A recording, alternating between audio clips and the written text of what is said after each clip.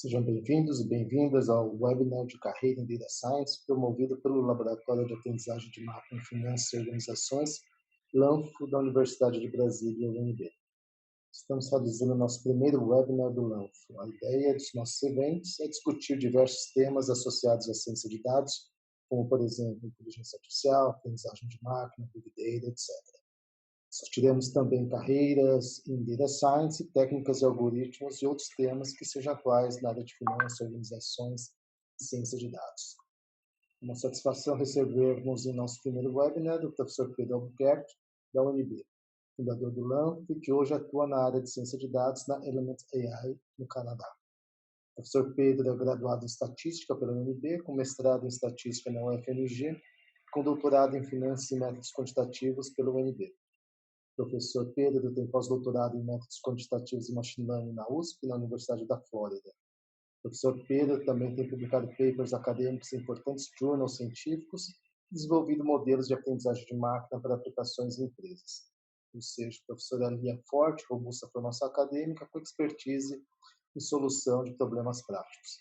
Nesse webinar, o professor Pedro contará um pouco sobre sua trajetória profissional e sua experiência como cientista de dados, dando algumas dicas para os interessados em se desenvolverem nessa área emergente, na qual as empresas disputam acirradamente os profissionais. Sem mais delongas, passamos a palavra ao professor Pedro, agradecendo pelo aceite de nosso convite para a apresentação desse webinar do LANF. Obrigado, Pedro, é com você. Boa tarde a todos. Obrigado pela presença. Hoje nós vamos apresentar o webinar Carreira em Data Science, oferecido pelo Laboratório de Aprendizado de Máquina e Finanças e Organizações, o LANF da UNB. Bom, a proposta do seminário é apresentar inicialmente a introdução do que é a carreira de Data Science, falar um pouco do LANFO, apresentar o Learning Path, quais são as disciplinas, o conteúdo, que tipo de informação a gente precisa ter para poder seguir na carreira de cientista de dados, algumas dicas de como preparar o seu LinkedIn para aumentar suas chances de contratação, como proceder no processo de entrevista e também algumas perguntas e respostas. Nós temos o LANFO, que é o Laboratório de Aprendizado de Máquina e Finanças e Organizações. A ideia do LANFO é resolver problemas de administração, contabilidade e economia ou soluções de negócios gerenciais usando aprendizado de máquina ou métodos quantitativos quando necessário. O LANFO começou com 3, 4 pessoas, hoje nós temos aproximadamente 30 membros no laboratório, dos mais diversos tipos de background. Nós temos cientistas da computação, administradores, economistas, engenheiros da produção, acho que tem gente até da área de biológica também que está atuando no LANF. Então, qualquer pessoa que seja interessada em aprendizado de máquina e soluções é muito bem-vindo ao laboratório. E, atualmente, nós temos 3 grandes ramos de projetos práticos que nós desenvolvemos. Nós temos um ramo de economia e finanças, então nós temos projetos em investimentos, tentar encontrar modelos de aprendizado de máquinas automáticos que sugiram melhores investimentos, previsões de séries temporais financeiras, mensuração de risco, mercado imobiliário. Nós temos um projeto, esse está parado por agora, mas é bem interessante, que a ideia é avaliar o preço dos imóveis ao longo do tempo e no espaço, e através de aprendizado de máquina, conseguir então precificar o valor da terra daqui a 20 anos. Então, onde a gente compraria um imóvel hoje, para que daqui a 20 anos a gente pudesse lucrar ou ter o maior lucro possível. Como o LANFO é sediado na UNB e em Brasília nós temos muitos vínculos com órgãos públicos, nós temos também um ramo de projetos em políticas públicas. Atualmente com o Ministério da Saúde, nós temos alguns projetos em parceria com a Anatel, nós temos um bem interessante que nós queremos desenvolver sobre evasão escolar, que é montar um modelo de aprendizado de máquina que identifique nas escolas alunos que têm maior probabilidade de evasão escolar. E aí o diretor poderia, de maneira proativa, apoiar esses alunos. Então, a ideia do uso do aprendizado de máquina em políticas públicas é utilizar o recurso público de maneira inteligente. Então, ao invés de você diluir o recurso público, e fazer uma campanha para todos os alunos, por exemplo, não, você utiliza o aprendizado de máquina e foca naqueles alunos que têm maior probabilidade de evasão. Assim, você consegue uma política pública mais direcionada e também mais eficiente. E outros projetos também, nós temos o LANFOOT, que é um projeto de usar aprendizado de máquina em previsão de partidas de futebol, nós temos palestras, cursos e também consultorias. Bom, mas hoje a gente não vai falar muito sobre o LANF, a gente vai falar sobre ciência de dados, o que é Data Science. Então, Data Science é um dos ramos do que a gente chama de indústria 4.0. A indústria 4.0 é um novo grupo de profissões que vem surgindo atualmente. Não existem cursos, algumas universidades tentam criar cursos de ciência de dados, mas isso não existe, né? Então, na verdade, ciência de dados ela é um compilado de conhecimentos e habilidades. E tanto o cientista de dados como o Applied Research Scientist e o Research Scientist são cargos da indústria 4.0. Aqui na Element AI eu sou um Applied Research Scientist. Nós temos outros cargos, né, como Data Engineer, Developer, Software Engineer, Machine Learning Engineer, e hoje eu vou falar do Data Science. E qual que é a diferença, né, do Data Science para o Applied Research Scientist e o Research Scientist? Os três envolvem ciência, por isso tem ciência no nome, mas a quantidade de tempo expendida normalmente em pesquisa ou no processo científico muda. Então, para um cientista de dados, por exemplo, 10% do seu tempo é em pesquisa e processo científico. Isso inclui revisão da literatura, busca pelas boas práticas, tudo aquilo que ele pode fazer para tentar encontrar a boa ou a melhor solução para o seu problema. 50% do tempo do cientista de dados é trabalhando com dados, isso é limpeza, tratamento e extração, tal do famoso ETL, e 40% é implementação e produção, que é realmente aplicar os algoritmos. Nós temos outros cargos, né? Por exemplo, o Applied Research Science, que é o meu cargo aqui na Element AI, eu dedico 40% do meu tempo em pesquisa e processo científico. Isso é, a gente tem que desenvolver novos métodos, né? Então, o cientista de dados ele é muito mais um profissional que aplica bibliotecas e funções que já existem e passa pouco tempo criando novas metodologias, enquanto o Applied Research Scientist e o Research Scientist dedicam mais tempo no desenvolvimento de ferramentas específicas.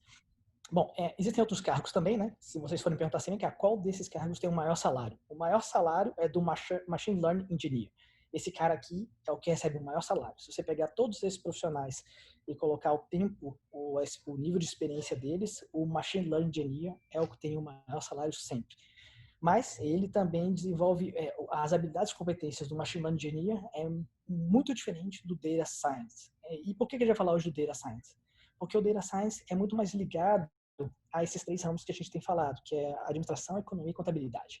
É um profissional que precisa saber do business, da área de negocial, precisa ter um conhecimento de programação, mas não precisa ser tão avançado e precisa saber o tratamento de dados adequado também.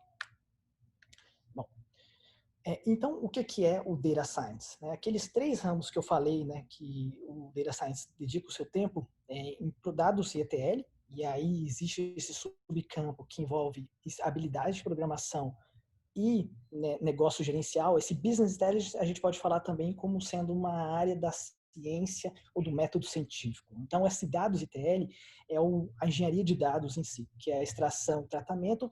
Mas por que eu preciso ter uma camada de business intelligence aqui? Por que eu preciso ter uma área negocial e não somente programming skills? Por exemplo, hoje eu estou trabalhando num projeto que a gente tem que prever vendas de algumas empresas. E eu tenho quase 5.000 variáveis e 100.000 observações. Então, dessas 5.000 variáveis, eu posso tentar utilizar só meu programming skills, né, só minha habilidade de programação e tentar automaticamente identificar quais são as melhores variáveis. Mas isso é um problema que eu não consigo resolver computacionalmente, porque todas as combinações de 5.000 variáveis é 2 elevado a 5.000. Então, eu não consigo resolver de maneira de força bruta. Eu preciso ter uma camada de inteligência, uma camada negocial, para saber daquelas 5.000 variáveis, quais variáveis do meu conhecimento da área de negócio são mais associadas ou têm maior chance de me ajudar no poder explicativo daquilo que eu quero resolver. Então, você une a sua habilidade de programação com a sua habilidade gerencial. Nós temos também a área de aprendizado de máquina, juntamente com a área de conhecimento estatístico e programa. Só um segundo, pessoal.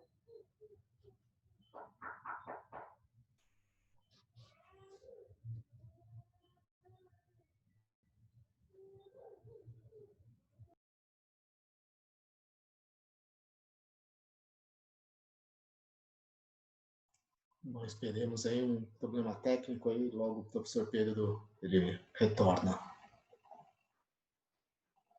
Então, se vocês quiserem fazer perguntas, etc., coloquem as perguntas no chat, porque Depois acho que o Lucas aí organiza, né, e verifica aquelas que são mais as mais comuns, etc. E ao final a gente faz as perguntas para o professor Pedro.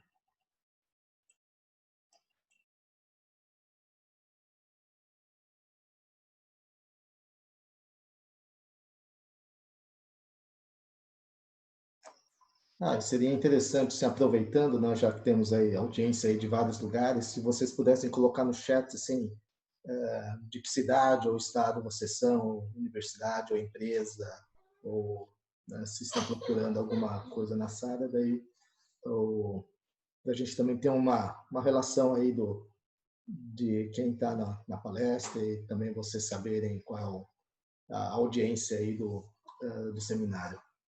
Então, obrigado. Se puderem colocar lá de onde vocês são, etc., seria ótimo. Obrigado.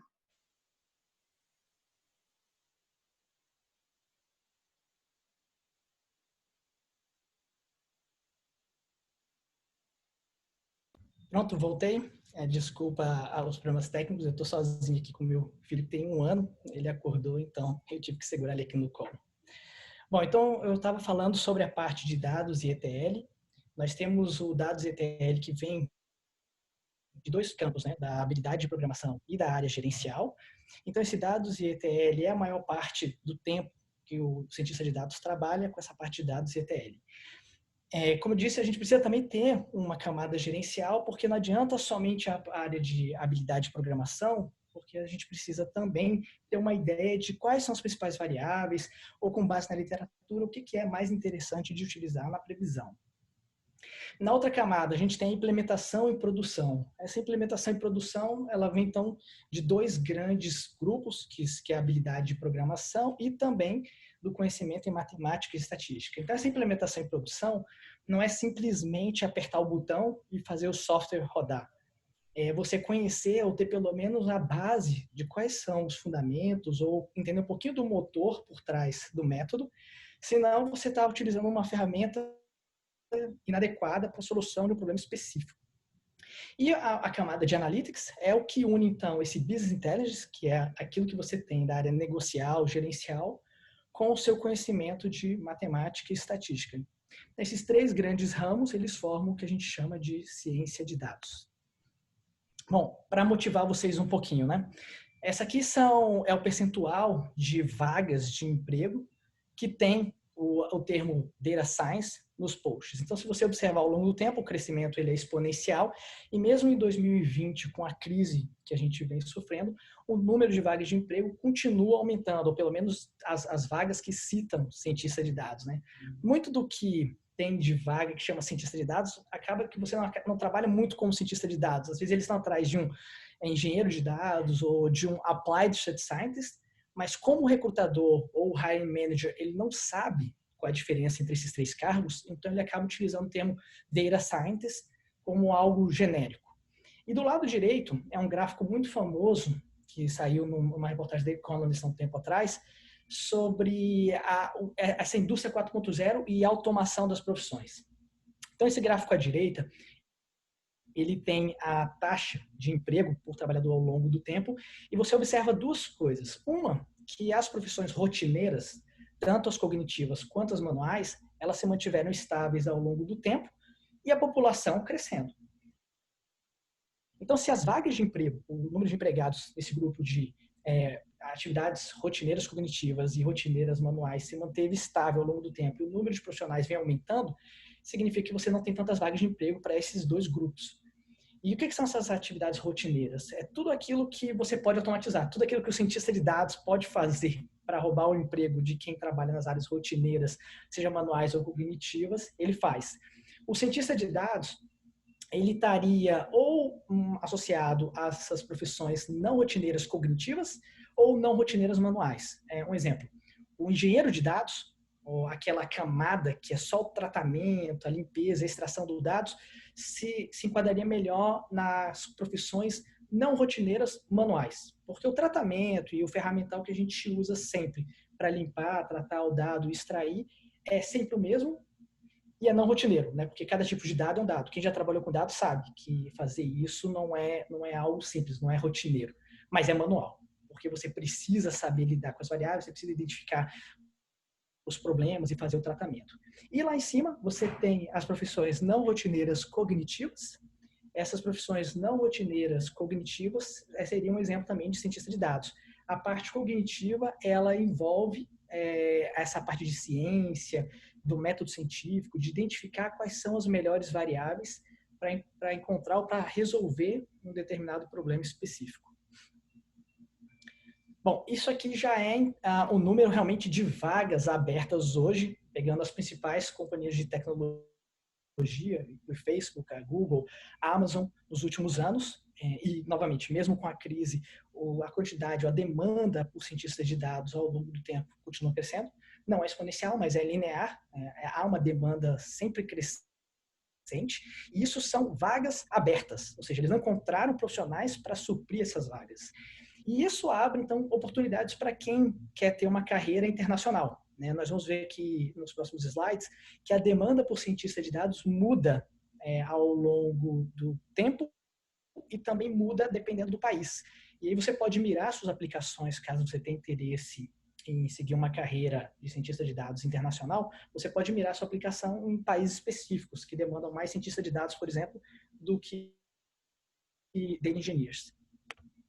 Bom, esses são os 3 gráficos que eu vou mostrar agora, né? 3 mapas. Esse mapa é o salário, né? O compensation anual para quem tem de 0 a 5 anos de experiência em ciência de dados. Eu vou focar muito nesse mapa porque eu acho que a maioria de quem está participando hoje do seminário é quem tem de 0 a 5 anos de experiência. Então, se hoje, né, quem quer começar como cientista de dados ou tem menos de 5 anos de experiência como cientista de dados, ele pode procurar empregos nesses países mais avermelhados, né? Por exemplo, a Suíça, Luxemburgo, Estados Unidos, Canadá e Austrália. De todos, o mais complicado de entrar é os Estados Unidos. Quem acompanha sabe que hoje os vistos, determinados vistos específicos de trabalho estão bloqueados nos Estados Unidos. Tem uma modalidade que ainda não está bloqueada, que é o visto O1. Eu posso comentar um pouquinho sobre esse visto já já. Ele se enquadra no cientista de dados se você tiver alguns pré-requisitos. Mas a Suíça, Luxemburgo, Canadá e Austrália são os países que pagam melhor para cientista de dados, inclusive que a gente chama de Junior Data Scientists, que são esses cientistas de dados que têm de 0 a 5 anos, e eles facilitam também bastante o processo imigratório. Então, abre aí oportunidades para vocês. À medida que vocês vão avançando no tempo em termos de experiência, nós chegamos aqui, por exemplo, de 5 a 15 anos de experiência, mudam a quantidade de países e também, né, o salário anual também aumenta, porque é função da sua experiência. E mais de 15 anos de experiência você tem a China contratando, que não contratava tanto antes. Né? A China não contrata Junior Data Scientists e nem Data Scientists, eles contratam mais Senior Data Scientists. Estados Unidos e Canadá, eles competem muito, então tem muitos profissionais, cientistas de dados que migram dos Estados Unidos para o Canadá e vice-versa. Então existe hoje uma competição entre esses 2 países para tentar encontrar, ou para tentar atingir o que há de ponta em ciência de dados. Então sempre há essa migração. Eu tenho acompanhado isso pelo menos na Element AI. Eu vejo muitos profissionais saindo da Element AI dos Estados Unidos e também muitos profissionais vindo dos Estados Unidos para o Canadá nessa competição entre as empresas. O que é bom para quem atua nessa área porque você acaba fazendo o leilão do seu passe, né? O leilão das suas habilidades. E também quem já teve oportunidade de visitar a Google, a Amazon, o Facebook, ou pelo menos olhou no YouTube como é que é o ambiente de trabalho, eles fazem de tudo para não perder o seu funcionário, né? o seu profissional, porque é difícil você encontrar, então esse é um problema. Tanto é que no Brasil muita gente está saindo do país, na minha empresa mesmo, de Applied Scientists canadenses são talvez 10%, americanos 5%, a maior parte são profissionais de outros países, porque é uma demanda gigantesca por esses profissionais e não há formação, né? Não existe um curso formal. E mesmo que você crie um curso na universidade ou um preparatório chamado cientista de dados, não é tão simples, né? Não é algo que você aprende num curso, porque são 3 grandes grupos de habilidades, é como se você tivesse que fazer 3 grandes graduações. Né? A terceira nem existiria, né? Que é essa parte do conhecimento científico ou do raciocínio científico por trás. Né? A programação você consegue aprender, matemática e estatística também, mas a curiosidade, o raciocínio científico, existem algumas disciplinas, mas isso também não garante que você tenha as habilidades e competências necessárias para ser um cientista de dados com todo esse perfil. Bom, aí eu falo agora um pouco do Learning Path, né? Então, assim, o que eu vejo que a gente poderia seguir se quisesse ser um cientista de dados? Isso baseado na minha experiência, tá? Bom, como eu falei, existem 3 grandes níveis, né? Um que a gente chama de computação estatística, então eu coloquei o mínimo do mínimo. É claro que quanto mais, melhor. Mas, por exemplo, o mínimo do mínimo seria Python. Poxa, Pedro, mas Python, né? Quem me conhece sabe que eu trabalho muito com R, mas infelizmente, ou felizmente, quando você participa de um processo seletivo para cientista de dados, eles não aceitam R. O recrutador, ele te aborda e fala o seguinte, olha, você pode escolher qualquer linguagem de programação, só não escolhe R. E aí todo mundo acaba caminhando para o Python, né? Do Python, o mínimo do mínimo é o Pandas e o NumPy, do ponto de vista de tratamento de dados.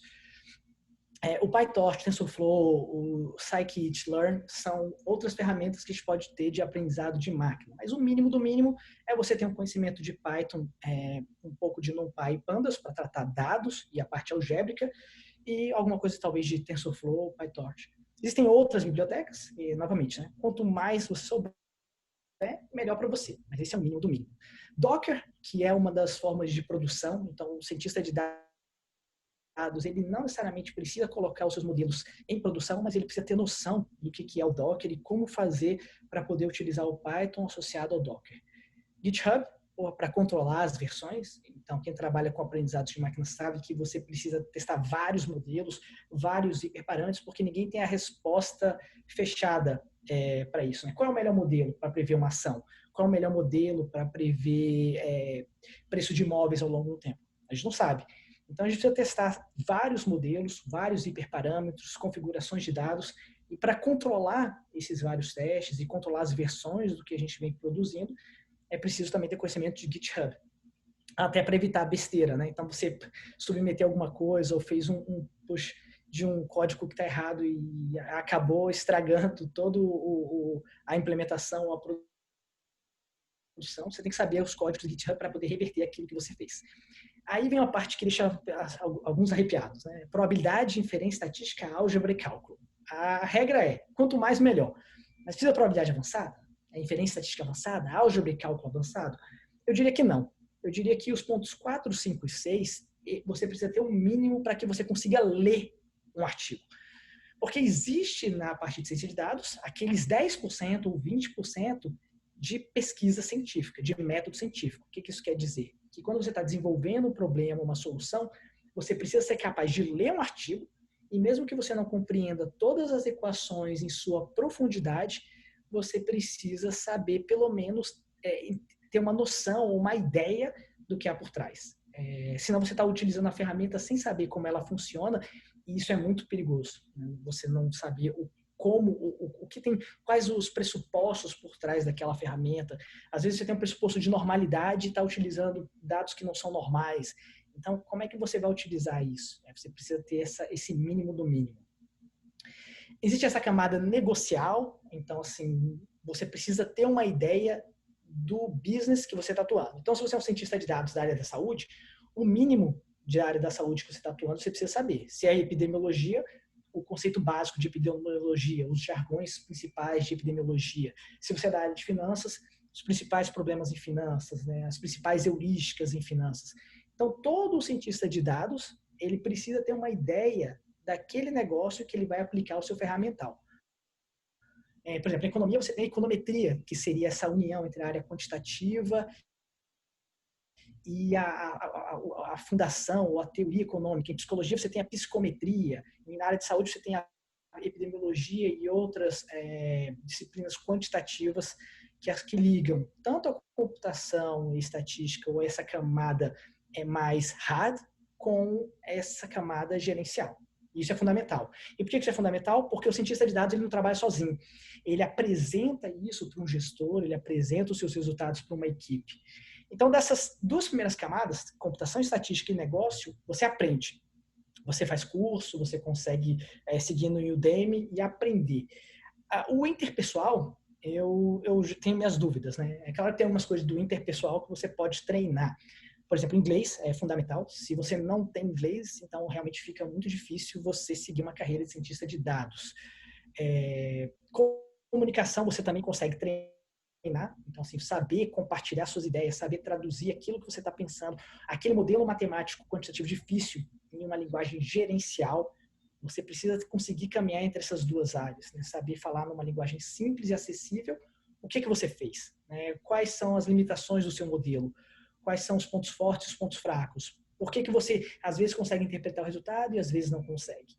Mas desse campo interpessoal, eu destacaria dois, são os dois primeiros. Um é curiosidade, então é por isso que chama cientista de dados, né? É porque é gerar ciência, é responder perguntas que não foram respondidas, é tentar encontrar soluções para problemas que não foram solucionados. Então, curiosidade é fundamental. Se você é uma pessoa curiosa, que sempre quer aprender, que gosta de ler, gosta de investigar, ótimo, eu acho que essa é a melhor, daqueles cargos, o melhor cargo que você poderia escolher. E o autodidatismo. Porque cada semana, cada dia, novos métodos são desenvolvidos, novas ferramentas são apresentadas, palestras são disponibilizadas no YouTube, em outros canais. Então, você também precisa ser alguém apto a aprender rapidamente e de maneira suficiente, sem a necessidade de um professor, de um tutor por trás. Bom, mas aí vem aquele problema, né? Vamos falar um pouco sobre como é que eu consigo um cargo de cientista de dados ou de cientista de dados. Quando você olha as vagas de cientista de dados, normalmente quem anuncia essas vagas não são profissionais técnicos.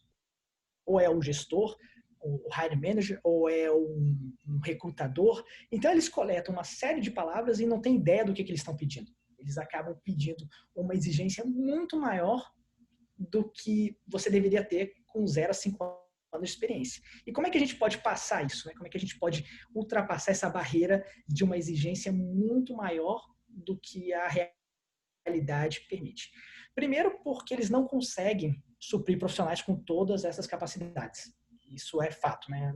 Quando você tem profissionais de cientista de dados, um desses três campos, em geral, ele é mais forte. É difícil você ter um cientista de dados que é bom nos três. E quando você tem um cientista de dados que é bom nesses três campos, ele já não é um cientista de dados júnior, ele já seria um cientista de dados sênior. Então, não está competindo com você, se você está nessa faixa de 0 a 5 anos de experiência. Bom, dessa parte de computação e estatística, né, o que a gente pode aprender? E o Udemy, uma das coisas legais que eu observei, não é de agora, desde 2015, 2016. Em 2016 eu fiz um pós-doutorado na Universidade da Flórida e eu tive experiência na época de trabalhar com gente do MIT e de Stanford. E eu tinha aquela percepção assim, nossa, mas a gente está tão distante no Brasil, nosso pessoal do MIT, de Stanford são tão bons. E eu descobri que nada, não são. Assim, o que eles fazem, a gente faz aí no LAMP, a gente faz na Universidade de Brasília. Existe uma barreira gigantesca que é a língua. Né? Se você pode fazer o melhor TCC do mundo, você pode fazer o melhor estágio do mundo. No LAMP, você pode fazer o melhor projeto do mundo. Se não está em inglês, não existe. É duro? É duro. Mas é verdade. Se você não está produzindo o teu conhecimento, né, os seus projetos em inglês, ele não existe. Então, é como se você não estivesse fazendo. E você também não precisa ter um doutorado, um pós-doutorado ou um mestrado. Até hoje eu nunca apresentei meus diplomas, nem na Universidade da Flórida, nem em nenhuma empresa que eu trabalhei fora do Brasil. O que eles querem é habilidade. Você sabe fazer, não é porque você tem um título de doutor que significa que você consegue fazer. É um indício, né? Pode ser um indício, mas não é uma condição necessária. Então, eles querem habilidade, eles querem saber se você sabe ou não sabe fazer. E para conseguir essas habilidades, você tem os cursos formais, a universidade, você tem cursos técnicos. Eu gosto muito desses sites como o Udemy e o Coursera, em que você mesmo pode escolher o seu learning path, né? Quais são as disciplinas ou aquilo que você quer desenvolver e melhorar tecnicamente. E também existe a prática. Por que você tem que ter os dois? Porque se você faz um curso no Udemy ou no Coursera e apresenta para o recrutador o seu certificado, ele vai falar, legal, você ganhou um pontinho. Mas o que você fez na vida real? Então, o recrutador está interessado em duas coisas. Ele está interessado na sua formação, e se eu fosse chutar, eu diria que um entrevistador está interessado 30% na sua formação, isso inclui graduação, mestrado, doutorado e cursos que você fez no Udemy, no Coursera, mas 70% do interesse do recrutador e das empresas, quando eles vão selecionar o cientista de dados, é o que você realmente fez. E aí faz diferença. Você fala, poxa, Pedro, mas eu entrei na universidade agora, ou eu tenho só um ano de programação, como é que eu vou concorrer para um cargo como esse? É possível. É possível se você estiver trabalhando, por exemplo, em projetos pessoais, em algo que você tem interesse. Por isso que lá naquela parte de habilidades, competências interpessoais, eu coloquei curiosidade e autodidatismo. Porque se você é curioso e tem projetos pessoais e você desenvolve, mesmo sozinho, isso você precisa divulgar. E aí vai estar no próximo slide, mas coisas como post, publicações no LinkedIn, participação de competições como Kaggle, grupos de pesquisa, artigos. Uma das coisas que fez muita diferença quando eu comecei a aplicar para fora foram os artigos. Assim, o peso de ser ou ter sido professor universitário, por incrível que pareça, não foi grande. O que foi grande foi aquilo que nós desenvolvemos ao longo do tempo. O Lanfo pesa muito mais hoje, quando eu falo com o recrutador, do que ter sido 10 anos professor da Universidade de Brasília. Eles estão muito mais interessados no que a gente desenvolveu de trabalhos reais, utilizando aprendizados de máquina, e que produziu, no final, um artigo, ou uma consultoria, ou um site, ou um portal, do que 10 anos ensinando pesquisa operacional na universidade, ou finanças na universidade. Então, ter um portfólio de projetos práticos é fundamental. E para você conseguir isso na prática, você tem, por exemplo, o grupo de pesquisa ou o Kaggle, como exemplos. Bom, da área negocial, você tem o inglês, isso é fundamental, sinto muito, é preciso ter inglês e escrever em inglês. Você não precisa falar muito bem, pelo menos não agora, mas escrever você precisa, senão você não existe. Se você não produzir aquilo que você tem em inglês, você não vai estar concorrendo naquelas vagas de emprego para aquele mapa que eu mostrei. Você só vai estar concorrendo para as vagas de emprego se você escrever em inglês. Existe uma exceção, que é Portugal. Portugal, eles têm um hub de aprendizado de máquina que está crescendo, mas o salário do cientista de dados em Portugal é quase a metade de um salário do cientista de dados na Alemanha. E a única diferença é a língua. Eles podem ter as mesmas habilidades, competências, mas na Alemanha você só vai contratar se ele souber falar inglês. E as principais corporações, mesmo que você trabalhe na Alemanha ou em Luxemburgo ou na França, as grandes corporações elas falam somente inglês internamente. Bom, processo científico, isso é muito importante quando você caminha para aquele cargo de Research Scientist ou Applied Research Scientist. Quando você é um cientista de dados, você precisa ter 10% desse processo científico. E esse 10% é muito simples, que é a revisão na literatura, é saber fazer uma revisão na literatura, é conseguir acompanhar o que tem sido escrito, o que tem sido desenvolvido naquela área de interesse. Né? Se você trabalha com séries temporais, qual que é o estado da arte em séries temporais? E melhor ainda, né? Se você é da área de finanças e séries temporais, qual é o estado da arte em finanças e séries temporais? Se é de epidemiologia, qual é o estado da arte da solução quantitativa em epidemiologia? Daí que vem a importância do processo científico. E na prática, nós temos os grupos de pesquisa, como o Lanfo. Você pode também atuar em empresa júnior para poder ter algum portfólio de resultados. Estágio. Mas, de novo, não adianta você fazer um estágio se ninguém sabe que você fez o estágio. Então, assim, você fez um estágio, o que você produziu? Qual é o produto desse estágio? O que você fez? Se você não tiver isso, você não está concorrendo a essas vagas. Bom, e como conseguir, então, uma oportunidade? A principal ferramenta de seleção e recrutamento que existe hoje, fora do Brasil, é o LinkedIn. E é impressionante. É impressionante quando você pega o jeito, quando você coloca as palavras certas no LinkedIn, é impressionante como você acaba sendo muito assediado por recrutadores e por pessoas nessa guerra que existe entre as corporações. Então, foi uma das coisas que eu apanhei muito. Né? Antes de sair do Brasil, eu estava tentando aplicar e não dava certo, e mesmo com o currículo que eu achava interessante, não conseguia. E aí, na marra, você vai aprendendo como apresentar, né? Como se apresentar para o mercado. E uma das coisas que eu descobri foi essa, né? O LinkedIn. Quando você consegue escrever e passar a informação correta, assim, a cada 2 dias eu recebo uma mensagem privada do LinkedIn de algum recrutador perguntando se eu estou interessado em concorrer a algum processo seletivo, né, em uma ou outra organização. Eu vou falar aqui dos processos seletivos também, como é que eles funcionam. Mas você precisa ter um LinkedIn bem ajeitadinho, caso você tenha interesse em atuar nessa área. Tá? Então, o LinkedIn ela é a principal ferramenta. Não preciso repetir, né, que ele tem que estar em inglês, né, pessoal? Então, assim, o seu LinkedIn ele tem que estar em inglês. A primeira dica que eu daria é: você precisa ter no seu LinkedIn uma rede vasta de profissionais da área que você está atuando. Então, você precisa escolher um campo. Eu quero ser cientista de dados. Legal, você deu o primeiro passo. Cientista de dados do quê? É um cientista de dados da área de saúde, da área de seguros, banking, finanças, literatura. Qual é a sua área?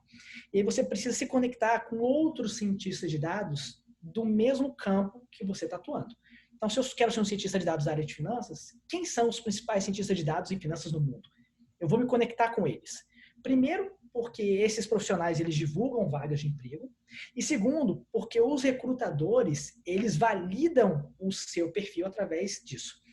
Eles validam se você é uma pessoa de verdade, se você realmente é um cientista de dados, dependendo de quem é a sua conexão. E eles também buscam profissionais até terceira ordem de conexão. O que isso quer dizer? Eu tenho na minha rede um recrutador do Google. Esse recrutador, ele vai procurar na minha conexão possíveis candidatos.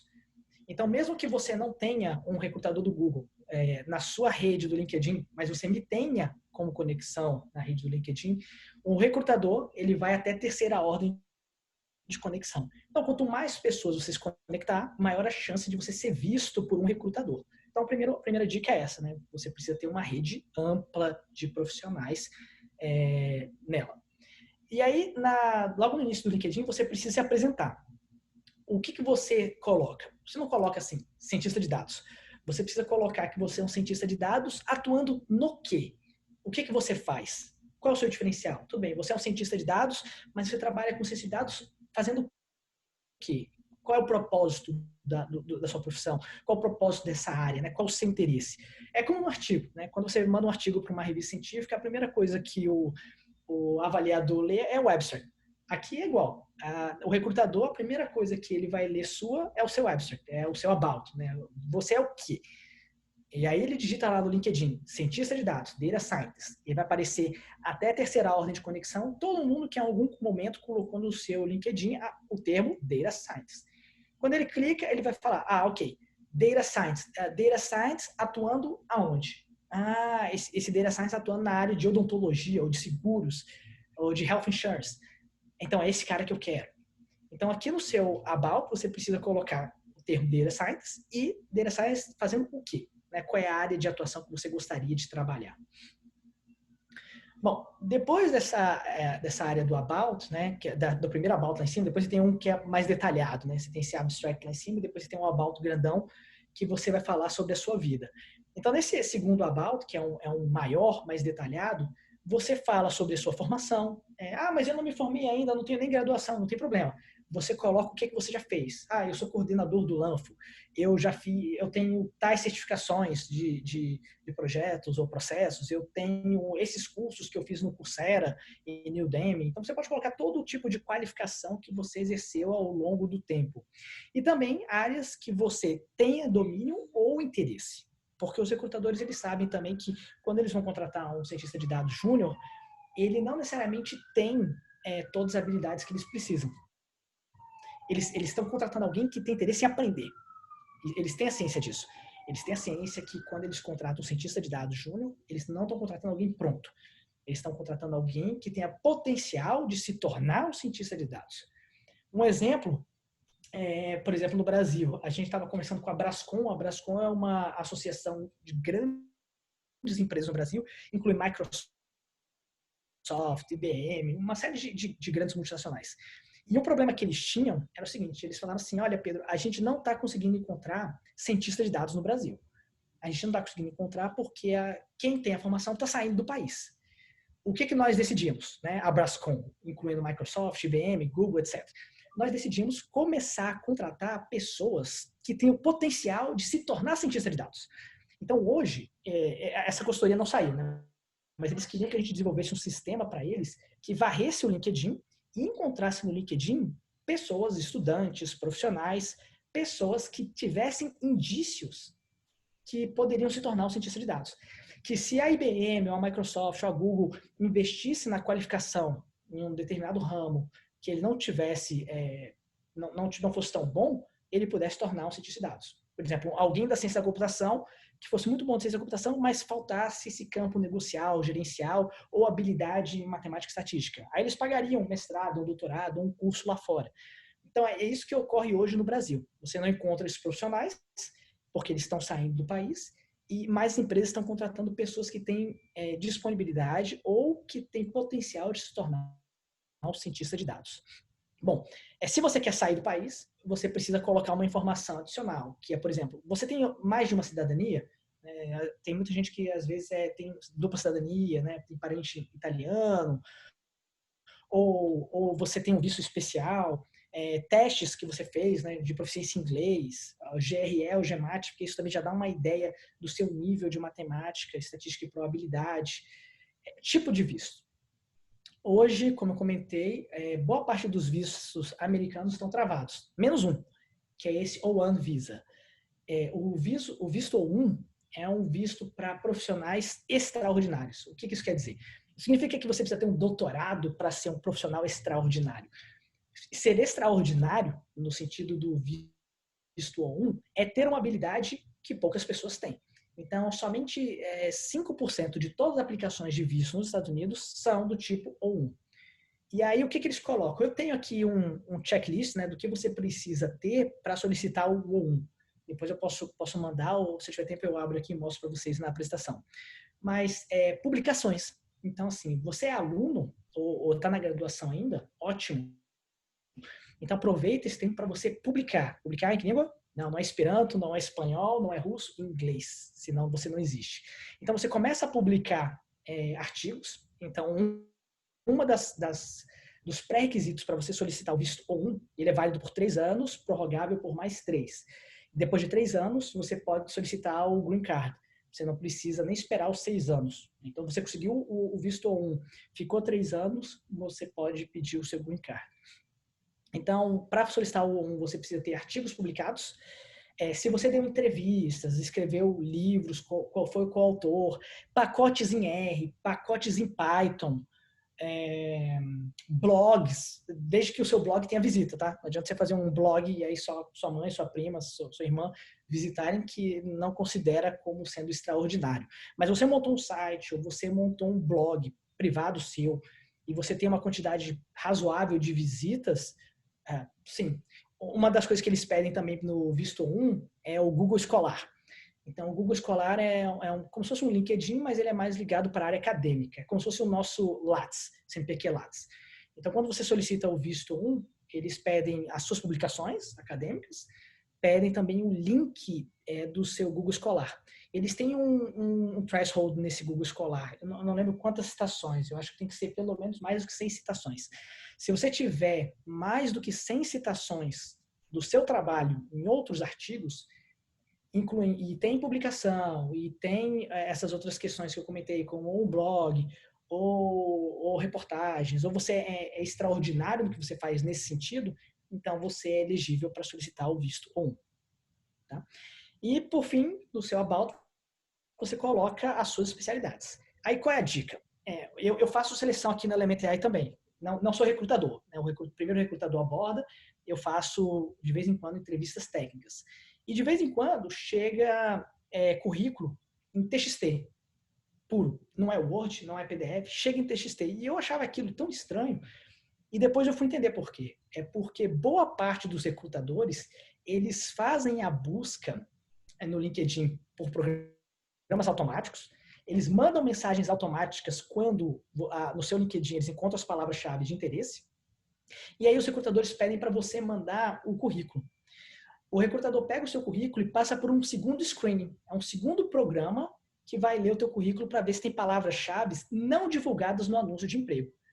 Então, primeiro ele procura no seu LinkedIn, profissionais que tenham no seu currículo as palavras-chave divulgadas no anúncio de emprego, e depois eles pedem o seu currículo. O seu currículo ele passa por um filtro e agora ele vai atrás de palavras que não foram disponibilizadas no anúncio de emprego. E quando está em TXT, o OCR, né, o leitor, fica mais fácil. Então, aumenta a chance do seu currículo ir para a terceira etapa, que é a entrevista técnica. É essa que eu realizo, entrevista técnica. Bom, e aí, depois da seção About, no LinkedIn você tem a seção de Feature, que você coloca as suas páginas, o seu blog, as organizações que você faz parte. E isso aqui também dá uma ideia para você, para o recrutador, se você é elegível para um visto ou não. E quem olha essa seção, normalmente é o entrevistador técnico, né? Eu, por exemplo. Então, o recrutador, ele lê o seu description, que é aquela primeira parte, menorzinha, depois ele vai ler o seu About, aí ele vai te mandar um e-mail pedindo o seu currículo tem que ter as palavras-chave daquilo que ele quer, mas que não necessariamente estão no anúncio de emprego. E aí, se você passou dessas duas etapas, ele vai te ligar, vai fazer um contato telefônico, às vezes para testar o seu inglês ou para procurar mais palavras-chave. Passou dessa segunda etapa, você vai para o recrutador técnico. O recrutador técnico, ele olha esse feature, ele vê o que você desenvolveu.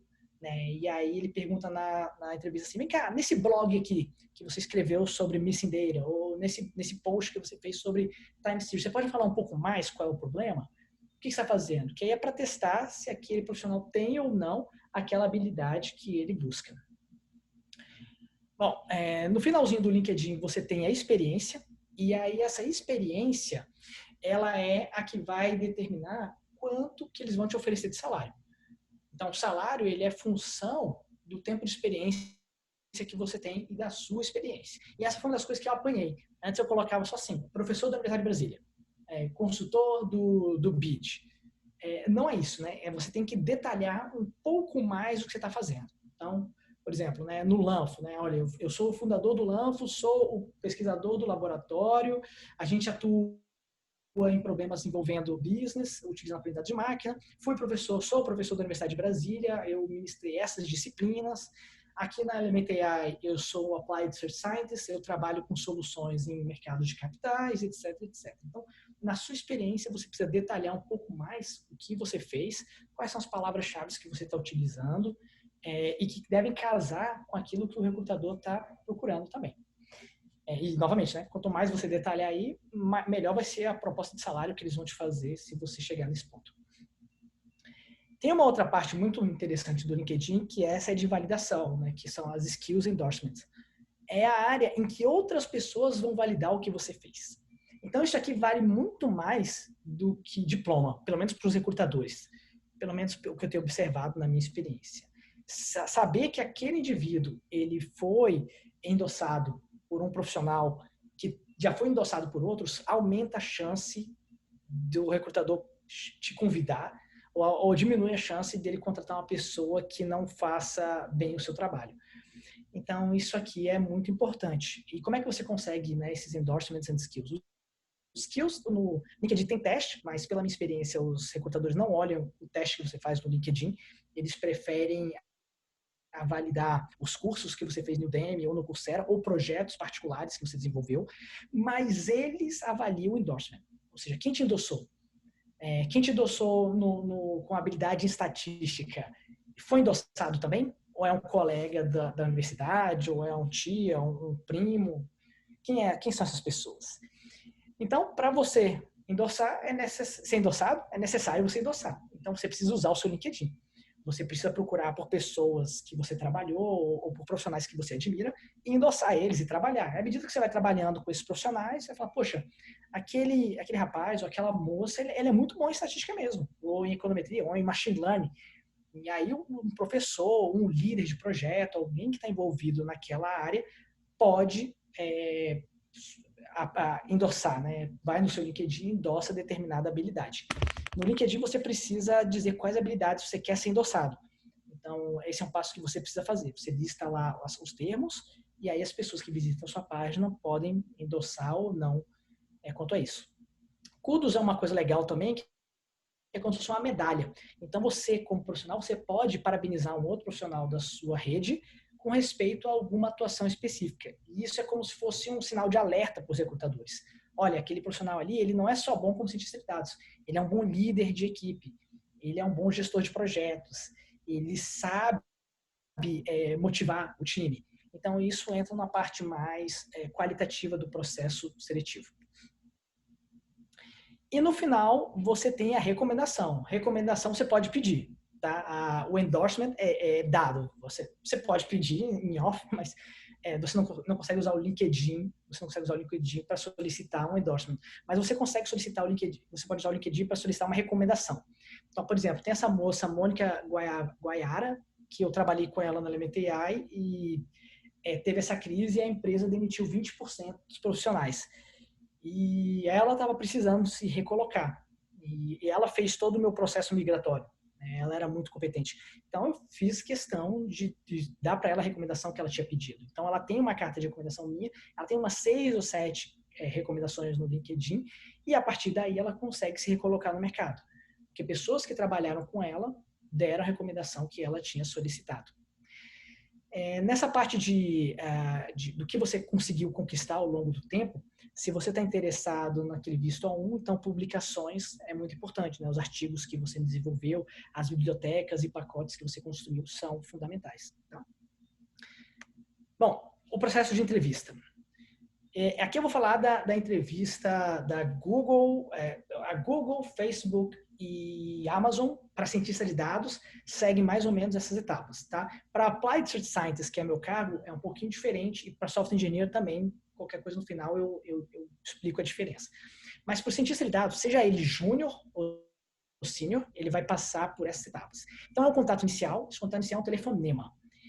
O recrutador só vai te ligar se ele te achou no LinkedIn. E para ele te achar no LinkedIn, você precisa ter as palavras-chave, você precisa ter um currículo com os termos corretos, e se tiver tudo certo, ele vai te ligar. Ele vai te ligar e nessa entrevista ele vai procurar palavras específicas. Né? Ele vai querer saber de você, o que você faz, por que você aplicou para aquela empresa. Normalmente 30 minutos. Se você passar do contato inicial, você vai para o screening técnico. O que é o screening técnico? Alguém que entenda realmente da área vai conversar com você sobre problemas técnicos. O recrutador normalmente não sabe. Eu já vi recrutador eliminando candidatos muito bons, mas porque o recrutador não era técnico e o candidato não conseguiu demonstrar para o recrutador que ele tinha potencial.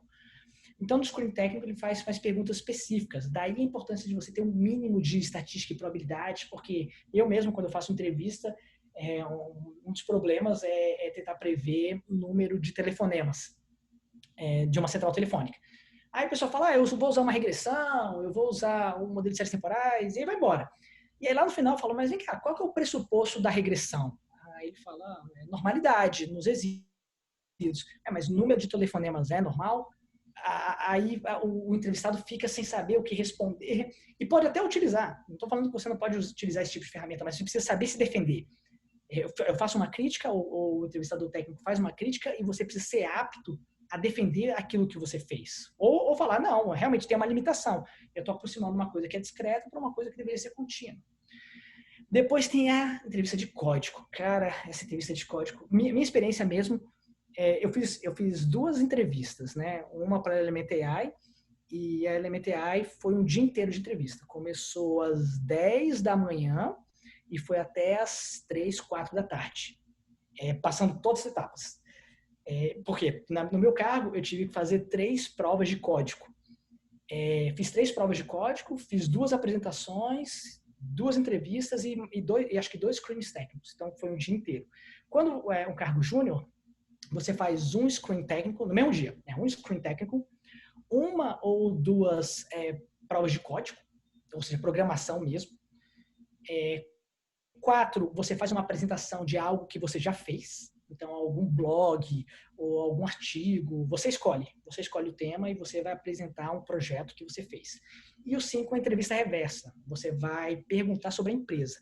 Eu achava esse entrevista reversa bobo, mas é importante pra caramba. Se você não tem interesse na empresa, ou se você não tem interesse naquele cargo, eles pegam aí. Porque aí você não está perguntando, você não está se questionando se você se adequa ou não àquela organização. A dica é Amazon, Google, Facebook, Element AI, todo mundo que eu já vi, já trabalhei, eles são como eu sou, preguiçosos. Então, eles não criam problemas. Eles tiram do lead code. É fato. Você vai fazer uma prova para o Google, para a Amazon, Facebook, pode ter certeza. Eles vão tirar uma questão lá do lead code. E no LeetCode você consegue separar por níveis de problemas. Eu ainda daria um chute a mais, tá? Que é o seguinte, se dentro do LeetCode, a maioria dos problemas que eles pedem são problemas que envolvem linked list, algoritmos do tipo BFS ou DFS e o quarto eu esqueci. Se eu lembrar eu falo para vocês. E a entrevista, ela é feita no CoderPad. Então, quando você vai se preparar para uma entrevista de código, você faz os exercícios do LeetCode. Então, se você é do cargo júnior, você vai fazer exercícios de nível fácil e médio, e você vai treinar a solução desse exercício no CoderPad. Por que você tem que treinar lá?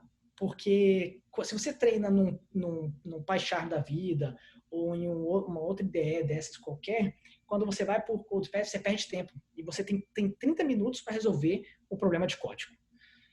Tá? E na apresentação, é a apresentação mesmo, a entrevista reversa eu já comentei. Bom, na entrevista, eu acho que eu comentei sobre isso, né? Então, o seu currículo, ele tem que ser fácil de ser lido por programas automáticos. Então, se você fizer um PDF bonito, cheio de cores, com background, com foto, tudo isso pode atrapalhar o OCR. Então, você tem que ter certeza que o seu currículo ele pode ser escaneado usando o OCR. O recrutador consegue copiar e colar as palavras sem perder os termos. Listar as experiências que você teve em grupo de pesquisa, voluntariado, ajuda humanitária, estágios, projetos, tudo isso aumenta muito a sua chance. Bom, os recrutadores, o primeiro contato dos recrutadores é um contato telefônico e nessa ligação ele quer ouvir de você palavras-chave. Eu coloquei essa foto do lado aí que eu acho ela é exatamente isso. Você fala para o recrutador, olha, eu tenho R, Python, JavaScript, Shiny, eu coloco um monte de coisa e fala, no final você fala, vem cá, desse monte de coisa que eu falei que eu tenho, quais são Pokémons? O recrutador não faz a menor ideia do que são esses termos, mas ele está com o papel na mão e quer ouvir da tua boca determinadas palavras. Essa é uma limitação. Uma das coisas que eu apanhei é que quando você faz a entrevista de código, às vezes você está acreditando que você... A maior parte delas, né, é no CoderPad, principalmente agora por causa do Covid-19, mas às vezes no CoderPad você não consegue compilar, ou eles pedem para você escrever seu código no CoderPad só com TXT. Então você tem que treinar a sua solução em um bloco de notas também. Quando acabar o Covid-19, se você passou pela entrevista telefônica, você passou pela entrevista técnica, esse sprint de entrevistas, né, que você faz, que eu passei o dia inteiro, normalmente ela é feita em loco. Então a empresa paga para você viajar e fazer em loco essa entrevista. E a entrevista de código ela é feita num quadro branco. Eu conheço um caso de um colega meu que foi para Facebook de Nova York, em que ele fez entrevista de código num computador. Mas na maioria das vezes a entrevista de código ela é feita em quadro branco. Você vai escrevendo o seu código e vai dizendo qual é a ideia por trás dele, compilando. Então isso é enjoado. Tem que treinar, tá? Tem que treinar. E o importante da entrevista de código é resolver. O código não precisa ser eficiente, não precisa ser bonito, não precisa ser a melhor solução. Você tem que, nesses 30 minutos, achar a solução. Se você conseguiu achar a solução, seja por força bruta ou inspiração divina, não importa. Importa que você tenha a solução. Se você não tiver, um abraço. Perdeu a vaga. Bom, e agora eu abro para perguntas e respostas. Acho que o chat deve estar aberto. Se alguém tiver alguma pergunta ou quiser tirar alguma dúvida, nós estamos à disposição. Ok? Muito obrigado. Obrigado, professor Pedro, aí pela exposição. Acho que é um aprendizado aí para todos nós, né? E principalmente para os alunos, né? Para os mais jovens que estão tentando entrar nessa carreira de data scientist, etc. Acho que foi bastante, assim, interessante e bastante reveladora aí a sua discussão. Eu até também fiquei meio empolgado, né? Assim, em tentar alguma vaga, mas no meu caso teria que ser para very senior scientist. Então, né? eu conversei com uma recrutadora sobre isso há um tempo atrás, né? Aí eu falei assim, vem cá, mas as vagas de recrutador para sênior é muito concorrida. Ela falou, não, porque eles não acham sênior, eles não acham. Inclusive, uma das coisas que ela me disse é que na parte de código, eles fazem vista grossa. Porque, em geral, o candidato sênior, ele vai mal na parte de código.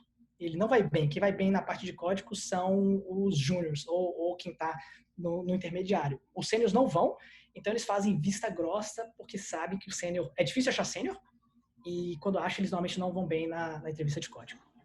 Interessante. Mas no meu caso é very senior, por causa da minha idade, assim, já estou na outra etapa da vida aí. Mas vamos lá, assim, se obrigado mais uma vez, professor Pedro, acho que foi, assim, uma surpresa, assim, saber dessas dicas, né, assim, eu mesmo que acompanho esse mercado não estava ciente aí dessas várias dicas, aí, então é sempre bom ter alguém que realmente aplica, né, e está participando aí desse processo aí, desse mercado, diria assim, bastante competitivo. Sim, se o Lucas pudesse, então, consolidar algumas perguntas aí do chat e também organizar, tudo bem? Certo. Tudo bem, professor? Então, a gente Tudo tem bem, duas você faz as perguntas, tem perguntas três e eu vou perguntas. respondendo. Beleza, então. A primeira pergunta aqui é do Hiro, nosso pesquisador lá do laboratório. Ele pergunta como ampliar a rede social na área de Data Science. Poderia nos dar dicas para melhorar o networking? Então, uma das coisas que é interessante é participar de congressos e mandar convite também, né? Então, assim, você entra no LinkedIn e começa a procurar pessoas que te inspiram, profissionais que te inspiram ou organizações que você acha interessante. Poxa, eu gosto muito da Google.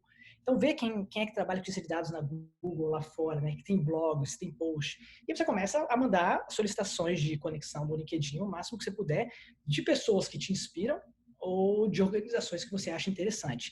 E participar de eventos internacionais também é muito bom, né? Nós temos o War Finance, ele ocorre todo ano, que é da área de finanças, né? O War Finance ele ocorre todo ano em Chicago. Quando eu fui, na frente, tem várias salas de apresentação, é um bloco inteiro, né? Porque é na Universidade de Chicago. E aí, nesse bloco, no meio das salas, no meio entre as salas, no corredor, ficava mesas com recrutadores. Assim, olha, deixa seu currículo aqui. Então, eram mesas que as pessoas levavam e deixavam o currículo na mesa dos recrutadores, de empresas de finanças que trabalhavam com abordagem quantitativa. Então, nesse tipo de congresso, os recrutadores estão lá. E também é uma oportunidade de você trocar figurinha. Grupos, né? Então, por exemplo, eu uso muito no Python o Stat Models. O Stat Models é uma biblioteca em Python que usa modelos econométricos, é bem interessante. E aí eles têm o Google Groups, de pessoas que discutem ou usam muito essa biblioteca. E você acaba fazendo amizade. Porque você tira uma dúvida de um cara, o cara tira a sua dúvida, e quando você vê, ele é o gestor da área financeira de um grande banco em Nova York. O outro é um cientista de dados muito importante na Suíça. Então, esse tipo de coisa você vai fazendo no dia a dia, né? Então, é se expor. O melhor ditado que eu ouvi, é um ditado, acho que é mineiro, né? Que fala o seguinte, cobra que não sai da toca não toma vassourada, mas também não come rato. Então você tem que se expor. Você vai passar muita vergonha. Eu passo muita vergonha até hoje, né? Eu posso ficar aqui 2 horas contando para vocês as vergonhas que eu passei, tanto técnicas quanto em inglês. Mas você tem que se expor, né? Se você não se expõe, você não tem chance. Mas essa é a ideia, entendeu, Hiro? Você se conecta comigo, com o Kimura, aí vê quem a gente tem na nossa conexão. Então, isso vai abrindo redes de camadas, né? Você vê quem são as minhas conexões, quem são as conexões do Kimura, quem são as conexões das conexões, e vai ampliando essa rede. Obrigado, professor. A gente não vai conseguir, talvez, responder todas, mas aí a gente vai passando mais umas 3 ou 4 Sem problemas. aqui. Então, a próxima é do Frederico Duarte, lá da PUC. Ele comenta: estou buscando ensino formal, mestrado, para buscar colocação no mercado financeiro e ciência de dados. Poderiam comentar sobre os programas de mestrado da UNB? Aprendi R durante a minha monografia em economia e gostaria de aprofundar meus estudos com o uso dessas tecnologias. Também tenho projetos pessoais de análise técnica para preços de ativos utilizando R. Isso é muito legal, né? Então, assim, você tendo seus projetos particulares, isso já ajuda muito se você quiser ir para o mercado profissional. Aí você fala que você está no mestrado, não é isso? Ou você está buscando. Então, se você já estiver fazendo mestrado, o que eu vejo é que não muda muito o perfil salarial de mestre para doutor nessas unidades, tá? Um mestrado já seria bom, já faz um diferencial. Mas na UNB a gente tem um programa de pós-graduação em finanças. Agora está um pouco defasado, porque não tem os professores que trabalham com aprendizado de máquina, mas você... E também não é um mestrado ou um doutorado que vai te fazer um cientista de dados. É muito mais você estar ligado a projetos e buscando o conhecimento certo, as disciplinas corretas, do que necessariamente ter um diploma. Então, eu não ficaria muito nessa vibe, não. Mestrado é legal, é interessante, você faz artigos, mas se você quer ser cientista de dados para o mercado formal mesmo, é muito mais importante você ter prática, projeto, né, se envolver com grupos de pesquisa e ter produto do que papel. Essa é a minha experiência. Né? Se o Herbert quiser complementar alguma coisa também, ou quiser me corrigir, fica à vontade, Herbert. Eu concordo com o Pedro que, assim, dá aquela impressão de que o diploma faz diferença, né? Acho que essa área é uma área extremamente nova e que muitas vezes, assim, uma pessoa com diploma de mestrado, doutorado, talvez não tenha aquela visão prática e aquela experiência realmente de resolver um problema que é um problema de uma empresa. Eu vejo o seguinte, que sim, nos nossos cursos, etc., a gente tem uma pegada prática, mas assim, não fique tão focado no mestrado e doutorado para achar que isso vai te dar um certificado de data scientist, né? Então, acho, sim, você pode fazer diversos cursos hoje, né? Tem Coursera, Udemy, eu fiz no EDX alguns bastante interessantes também, né? E acho sim, se aprende bastante e é o que o professor Pedro falou. Assim, tem que mostrar o que você faz. Acho que só hoje, assim, as pessoas querem ver se você sabe fazer. Né? Diploma, que o professor Pedro falou assim, eu tenho doutorado, mas se eu for comparar minha programação com a programação dos jovens, eu estou totalmente assim defasado, né? Então, assim, eu programo razoavelmente, mas sim, para quem vai ver o programar, ele vai perceber que eu não sou um programador assim profissional. Claro, há 20 anos atrás, eu me formei há 25 anos atrás, eu era razoavelmente bom, aprendi até Assembler, etc, né? Mas agora, sim, o mundo mudou muito. Então, talvez o diploma, assim, possa te ajudar, mas é o que o professor Pedro falou. Eu participaria de grupos de pesquisa, participaria de projetos aí que desenvolveria algum software, algum pacote, alguma plataforma online, né? Nosso pessoal do LANF tem desenvolvido algumas plataformas que fazem análise e deixam lá disponíveis pela internet. Então, isso eu acho que é uma coisa que quando você vai num lugar e mostra realmente que você fez aquilo, ou fez um paper e tal, acho que vale bastante, talvez seja mais rápido do que fazer um mestrado e doutorado. Mas, como professor de mestrado e doutorado, eu também acho que, assim, se você tiver uma inclinação científica e quiser também, assim, é um caminho para se trilhar também para virar um cientista de dados. É um caminho, eu diria assim, bastante técnico do ponto de vista de metodologia científica, né? Então, você vai aprender aquela parte que o Pedro falou de você ter aquela curiosidade, ter aquela estruturação de um problema do ponto de vista científico, né? Muitas vezes, assim, para resolver o problema científico é diferente de você resolver um problema sem ciência, né? Então, esse treino do mestrado e doutorado pode ajudar, mas eu diria assim, que não elimina a questão de você já desenvolvendo seus outros projetos, artigos, trabalhos aí, papers que, assim, acho que rapidamente você consegue meio que ter um currículo, né, que possa te tornar competitivo. Essa é o que eu poderia Obrigado, falar. professores. Uhum.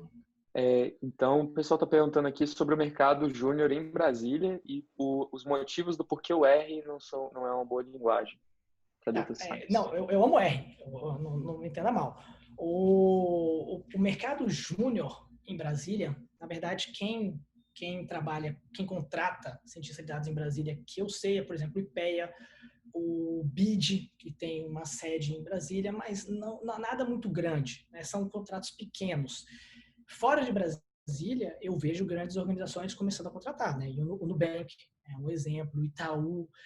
Então, nós temos um caso de um ex-membro do laboratório que ele se formou em economia, menino, devia ter o quê? 21, 22 anos, e foi contratado por um cargo no Nubank, recebendo um salário muito alto para um jovem, né? Na época, mais do que eu recebia como professor da Universidade de Brasília. Talvez o mesmo salário de um professor titular da Universidade de Brasília.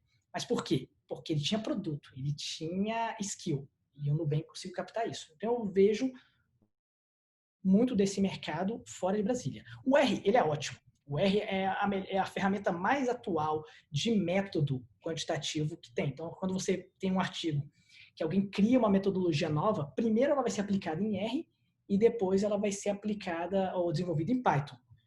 O problema é que o R não vai para a produção. E as empresas que contratam, elas querem colocar os algoritmos em produção. O que eu digo colocar os algoritmos em produção? Eles querem um portal, eles querem um sistema, eles querem um software Então, essas bibliotecas, elas têm que entrar como funções dentro de um sistema que vai ser vendido ou que vai ser operacionalizado dentro da corporação. E o R não faz isso. Até é possível fazer, mas ele não é robusto a ponto do Python. Então, assim, eu resolvo hoje aqui muitos problemas em Python, mas que o R seria muito melhor. Eu não resolvo em R porque, no final, isso tem que virar produção, né? Tem que virar um software. Então, é por isso que eles focam muito em Python. Mas, do ponto de vista científico, o R é muito melhor.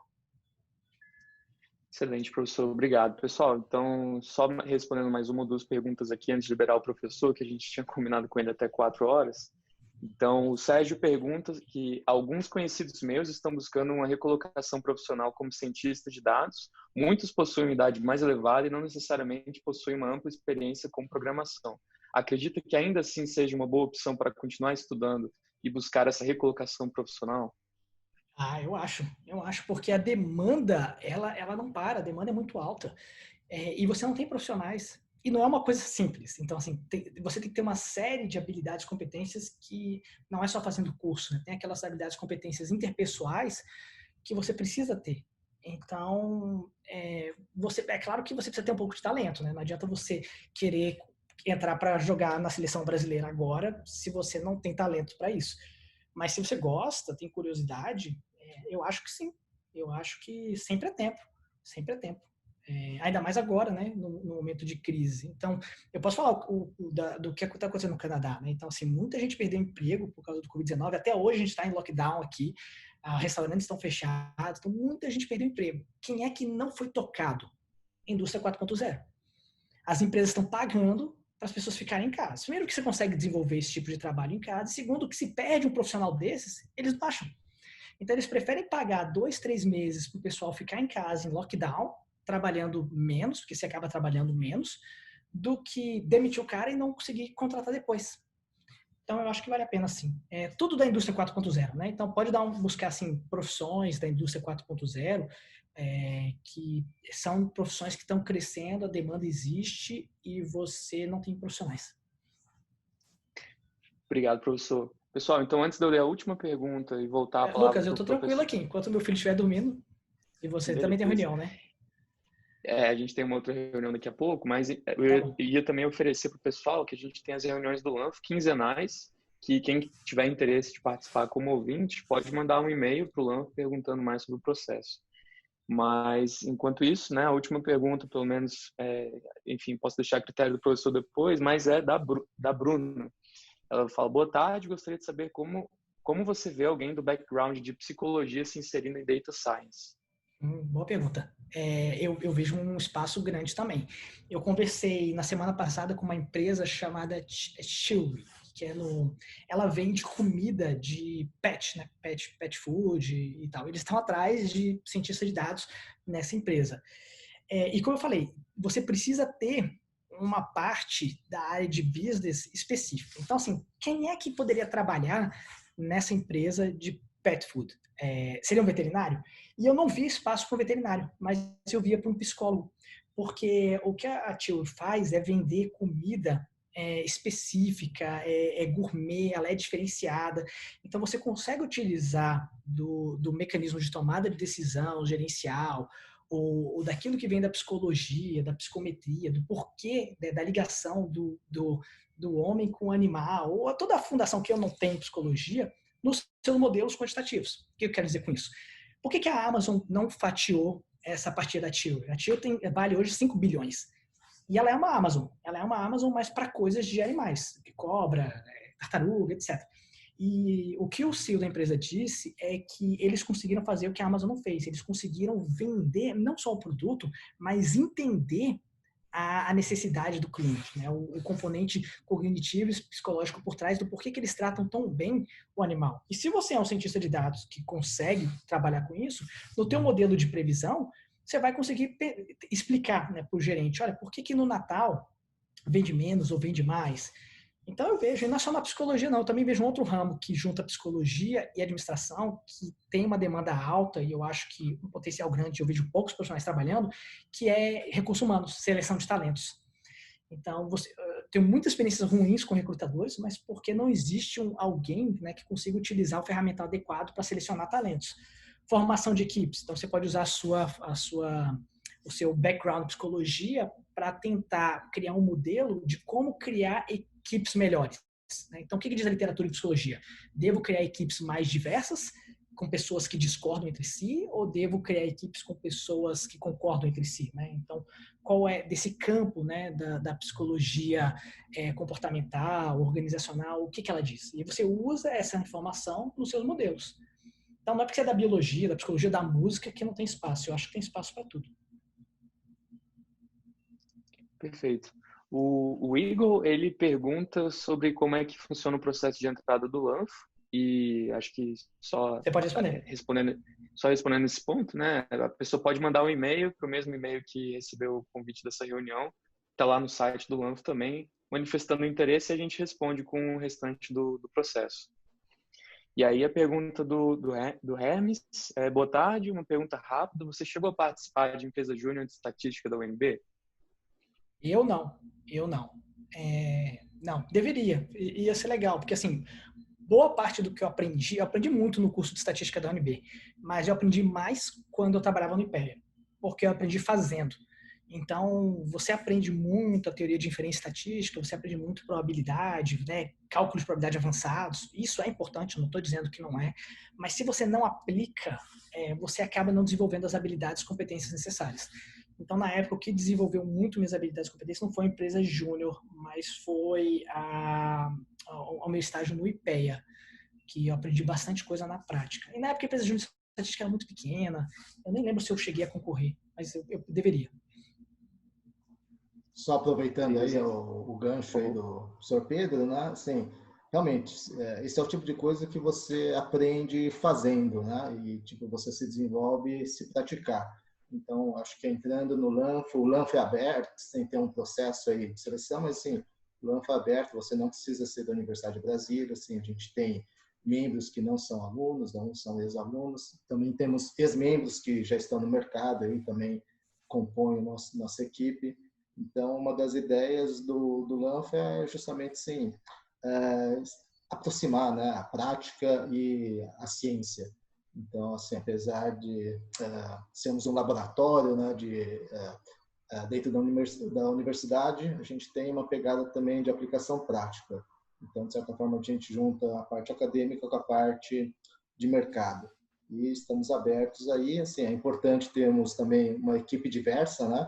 Acho que no começo tínhamos muito nerds técnicos, né? Computação, estatística e tal, mas o grupo também se diversificou, né? Temos pessoas de várias áreas, assim, que também não só engenharia, estatística, etc. Temos a área de relações internacionais, né? Então, é importante também que, se você tiver interesse em vir para o LANF, etc., né? A gente está de portas abertas aí para contribuir com o crescimento aí de ciência de dados no Brasil. Obrigado. Excelente.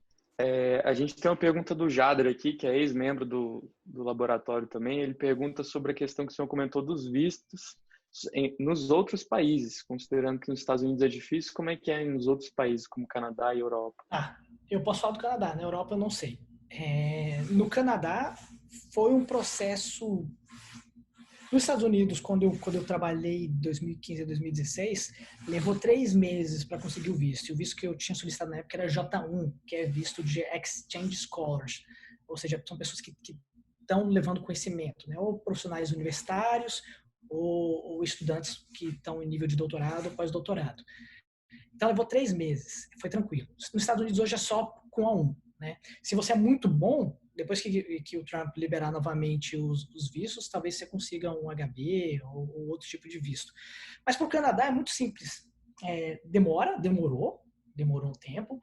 Você tem que fazer... Depois que você recebe a carta de aceite, né, você vai na embaixada, preenche toda a documentação, é um pouco caro, então é $400 ou $500 por cabeça, né, se você for levar sua família, então $400, $500 por cabeça para você solicitar o visto. Você tem que fazer um exame médico em clínicas específicas, um monte de coisas. Tem que fazer exame de DNA, uma pancada de coisa, porque eles traduzem esse exame médico e mandam. Depois tem que fazer a biometria e tudo isso leva uns 5, 6 meses. Mas o processo não foi traumático, porque eu sempre fui muito bem acompanhado pelo pessoal da imigração. E eles tinham muito medo também de perder o profissional. Então, eles sempre ficam acompanhando e facilitando ao máximo para que você não desista. Porque se uma empresa concorrente facilitar mais, você vai para outra empresa. Então, assim, e o Canadá é uma porta, né? Eu estou conversando com várias outras empresas nos Estados Unidos e se tudo der certo, talvez eu mude para lá nos próximos meses. Mas os Estados Unidos ele é sempre uma barreira muito difícil. Porque você pode ter um currículo, né? Vou dar um exemplo. Né? Eu trabalhei no IPEA, eu trabalhei no BID, trabalhei no CAD, trabalho na UNB e no contexto nacional não é um currículo ruim, mas para o padrão americano, como eles não sabem o que é IPEA, como eles não sabem o que é BID, como eles não sabem o que é UNB, para eles não é nada. Então, uma estratégia que eu tinha tomado era essa, ir para o Canadá, e aí uma vez que você entra no Canadá, eles te olham com outra visão. Então, assim, você já trabalhou em uma empresa internacional. Então, facilitou muito. Então, se você quer ir para os Estados Unidos, por exemplo, né, se a sua meta final é Estados Unidos, você pode usar esses outros países como ponte. Você pode ir para a Inglaterra, você pode ir para o Canadá, trabalha e depois você aplica para os Estados Unidos, que muda a forma como eles te enxergam. Né? Você não é mais um latino-americano que só trabalhou em empresas na América Latina. Não, você é alguém que trabalhou na América do Norte. Então, sabe como é que é o funcionamento de empresas na América do Norte. Então, é bem tranquilo, só que é demorado. Não é do dia para a noite. Leva uns 5, 6 meses e eles selecionam. Por exemplo, tem uma menina que trabalha comigo que ela veio da Índia e eles pagaram tudo para ela. Menina mesmo, ela deve ter uns 22, 23 anos e ela é Data Engineer. Ela só trabalha com extração, limpeza e tratamento de dados. Então, o bom de estar no Brasil é isso, é que quem está no LAMF, por exemplo, faz tudo. Né? Faz ciência de dados, faz a parte de pesquisa, trabalha com dado, programa, faz revisão da literatura e quando você vai para essas empresas, a coisa é muito mais definida, né? Eu tenho à minha disposição gente só para trabalhar com dados. Eu trabalho com dados, né? Eu faço extração e tratamento, mas eu tenho gente para fazer isso para mim. Né? A minha parte ela é mais cognitiva, né? Do ponto de vista de criar o modelo científico e aplicar isso no ambiente gerencial. Então, o Canadá é muito bom. O Canadá tem muitas oportunidades. Como eu falei, da crise, muita gente foi demitida aqui, mas não tocaram em cientista de dados. Muito pelo contrário, ainda estão contratando. Para Applied Data Scientist, que é o meu cargo, tem 3 vagas abertas na minha empresa. Você tem áreas de data engineers. Então, assim, você não acha gente. Então, o Canadá é uma boa, sim, para começar. Se você quiser ir para os Estados Unidos, depois você pode usar isso como porta. Europa, eu não conheço. Se alguém aí estiver ouvindo, quiser compartilhar ou souber, fica à vontade. Pessoal, então, não tendo ninguém para complementar essa questão da Europa, a gente parte para outra pergunta, que é sobre os canais de publicação científico para praticar a leitura técnica. E quais são as melhores indicações, né, que o senhor poderia dar para esses canais para se inteirar no estado da arte e em finanças especificamente? Tá, eu acho que a melhor pessoa para responder isso é o Herbert. Eu posso começar a falar um pouquinho do que eu estou vendo aqui, que me incomoda, mas o Herbert pode complementar. Então, assim, aqui eles leem muito Archive, que não é uma revista. É um repositório de artigos de pessoas que estão desenvolvendo projetos e modelos on the fly. Então, não tem peer review, não tem revisores, eles jogam lá e eles veem, vem cá, o que publicaram hoje na quinta-feira, ou na sexta-feira. E leem isso e usam isso para implementar. Então, eles não estão muito interessados no peer review, foi para um jornal X ou Y, Z, pelo menos aqui, né? Eles são mais interessados em aplicar a ferramenta. Do outro lado, se você vai para porque eu trabalho com finanças, mas não é essencialmente mercados capitais. Se você for para uma Bloomberg ou para uma Reuters, que é excessivamente mercados capitais, aí a coisa muda de figura, porque você tem que conhecer o mínimo do mínimo, né, do que realmente o pessoal trabalha e é validado. Então, tudo manda de quem é o engravatado que está lá. Você quer complementar, Herbert? Assim, alguns outlets aí de pesquisa para você conseguir meio que se inteirar com o estado da arte em finanças, né, são os journals bons de finanças, né? Os journals bons são o Journal of Finance, Journal of Financial Economics, Review of Financial Studies, esses são os top, né?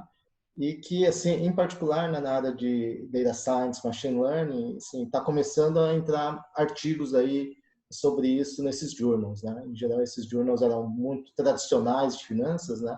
Modelos de regressão, etc., ou quase experimentos, né? E hoje, assim, a parte de machine learning também já está começando a invadir esses journals que são os top, né? Mas tem vários outros journals em finanças, né? Assim, você tem uma lista aí de journals que, assim, Journal of Bank and Finance, Financial Stability, que são também journals da área de finanças para você se inteirar. Uma das questões, acho que no Brasil é bastante assim, diferente, é que muitas vezes o pessoal da prática, né, não necessariamente lê os artigos científicos, né? Então, esse é um ponto que assim, acho que o brasileiro fica para trás. Talvez o Pedro possa comentar um pouco da experiência dele, né, como ele é um researcher, né, de fato aí também na Element AI. Então, provavelmente ele lê paper científico, né? Agora, se a gente pegar no Brasil, são poucos pessoais de mercado, né, que realmente já pegaram um paper científico e leram, né? Mas esse é um diferencial importante. Então, se você está interessado em finanças, data science, eu diria assim, pega a literatura dos journals bons, né? Também depois quiser entrar em contato com o Lanfo, né, no nosso e-mail, etc., a gente pode, sim, dar as orientações de material, etc., papers, que te ajudem, eu diria assim, a dar um primeiro caminho, né, para começar a pesquisar. Né? Mas, assim, acho que seria interessante o Pedro comentando também um pouco dessa questão de paper e mercado, né, paper acadêmico e mercado. Só uma experiência que eu tenho um colega que trabalhou no Itaú, hoje ele está no Safra, ele trabalhou na BMF também, e ele comentava que o processo de seleção dele, um dos processos, né, que envolvia era meio que pedir para o candidato ler um paper científico, né, porque ele trabalhava na área de gestão de riscos, etc. Então, tem muita evolução nos bancos, né, que nascem num paper científico. Então, ele dava um paper para o cara, né, para o candidato meio que analisar, ver se entendeu, porque no emprego ele teria que meio que implementar um modelo semelhante. Como é que é lá aí? Isso, quando eu fiz para entrar aqui, eu tive que apresentar, né? Eu podia escolher isso. Eu podia escolher pegar um paper da área de finanças e machine learning e apresentar para eles. Se eu não tivesse, eu podia apresentar o que eu fiz. E eu preferi apresentar o que eu fiz, porque eles estão medindo várias coisas, né? Sua habilidade de comunicação, eles também vão testar se você entendeu o paper ou a metodologia, criticar o que foi feito. Mas eles cobram isso sim. O que eu vejo, porque assim, eu ainda estou em dúvida se o meu cargo mesmo, tem vários cargos dessa indústria 4.0, eu ainda tenho minhas dúvidas se eu sou um Applied Research Scientist ou se eu sou um Research Scientist, porque eu fico 40% do meu tempo implementando, então eu olho a coisa e falo assim, tá, aqui está a solução. Aí eles, não, tá bom. Não, para mim não tá bom. Né? Assim, esse aqui é o modelo de regressão linear, por que você me contratou? Não, mas está produzindo? Está dando resultado? Está dando resultado. Não, então bora para frente, vamos fazer outra coisa. Não, mas espera aí, né? A gente está trabalhando com machine learning, então é muita pressão para resolver o problema e pouca filtro, né? Pouco filtro que a gente está acostumado da academia, né? Que você bate o olho e fala, cara, isso aqui por que estão pagando por isso aqui? Né? Mas entregou. O cliente está feliz, o gerente que não sabe nada de machine learning está feliz, está todo mundo feliz. Só não estou feliz eu, que queria fazer uma coisa melhor.